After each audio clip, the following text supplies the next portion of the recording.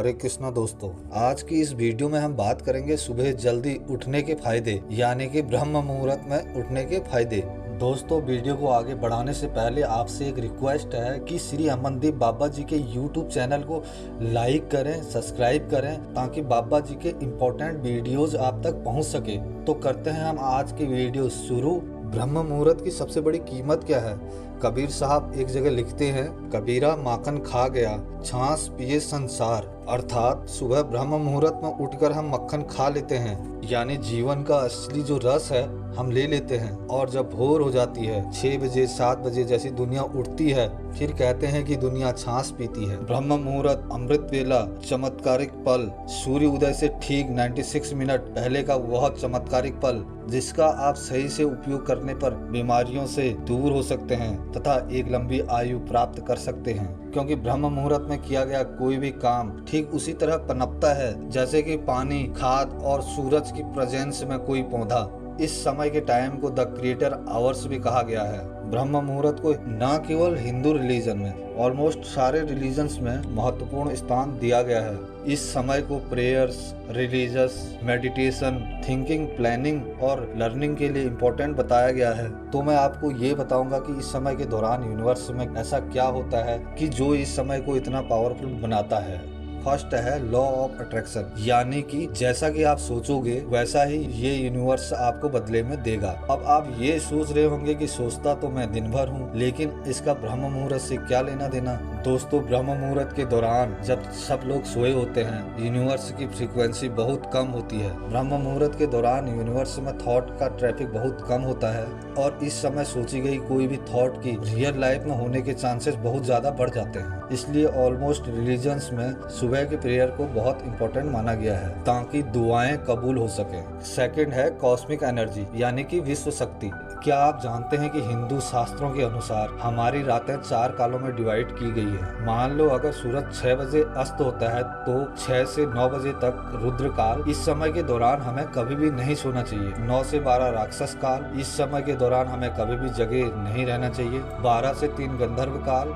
इस काल में हमारी नींद बहुत गहरी होती है। 3 से 6 मनोहर काल। इस समय के दौरान हमें हर हालत में जाग जाना चाहिए, क्योंकि मनोहर काल के दौरान ही हमारे इस यूनिवर्स में कॉस्मिक एनर्जी यानी कि विश्व शक्ति का संचार सबसे ज्यादा होता है। विश्व शक्ति यानी कि ब्रह्मांड ऊर्जा हमारे यूनिवर्स को सुचारू रूप से चलाने का काम इसी कॉस्मिक एनर्जी का होता है। जब हम सोते हैं उस समय के दौरान हमारे शरीर में बहुत ही कम कॉस्मिक एनर्जी का प्रवेश होता है, ताकि दूसरे दिन हम फ्रेश उठकर अपने दिन भर के काम कर सके। लेकिन मनोहर काल में मेडिटेशन के दौरान हम यूनिवर्स से ये एनर्जी बहुत ज्यादा मात्रा में ले सकते हैं। इस समय यूनिवर्स में बहुत ज्यादा कॉस्मिक एनर्जी होती है और इस दौरान किया गया मेडिटेशन बहुत पावरफुल होता है। आपने सबकॉन्शियस माइंड के बारे में सुना तो जरूर होगा। यही विश्व शक्ति हमारे सबकॉन्शियस माइंड को इतना पावरफुल बनाती है। इसीलिए ज्यादा से ज्यादा कॉस्मिक एनर्जी पाने के लिए साधु, योगी ब्रह्म मुहूर्त के दौरान मेडिटेशन करते हैं। अब ऐसा बिल्कुल नहीं है कि कॉस्मिक एनर्जी पाने के लिए आपको मेडिटेशन करना ही जरूरी है, बिल्कुल नहीं।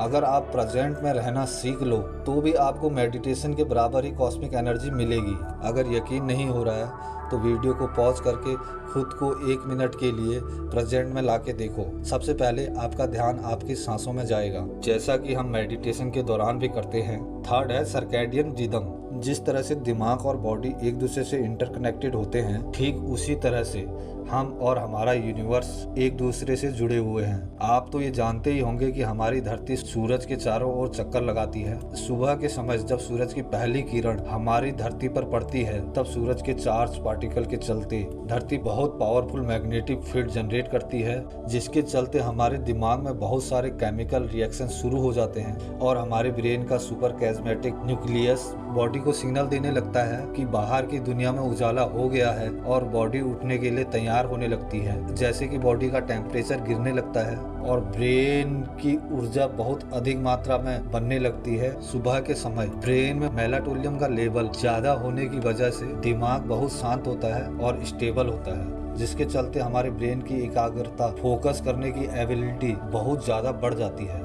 अगला पॉइंट है प्योरेस्ट इन्वायरमेंट, शुद्ध वातावरण। क्या आप जानते हैं कि सुबह के समय, ब्रह्म मुहूर्त के समय हमारे आसपास का इन्वायरमेंट अपने सबसे प्योरेस्ट फॉर्म में होता है। सुबह के समय इन्वायरमेंट में लगभग केवल 4% कार्बन डाइऑक्साइड होती है, यानी कि मिनिमम पॉल्यूशन। अब आप ये तो जानते ही होंगे कि फ्रेश एयर में सांस लेने से सैकड़ों फायदे होते हैं। अगला पॉइंट है मिनिमम नॉइज पॉल्यूशन। तो क्या आप जानते हैं कि आपके आसपास की तेज आवाज आपके दिमाग पर क्या असर करती हैं? हमारे आसपास की तेज आवाजें हमारे ब्लड प्रेशर को इंक्रीज करती हैं, जिससे दिमाग ठीक से एकाग्र नहीं हो पाता है और फोकस नहीं कर पाता है। बात जब एकाग्रता की आती है तब जाके ये छोटी छोटी बातें मायने रखती हैं।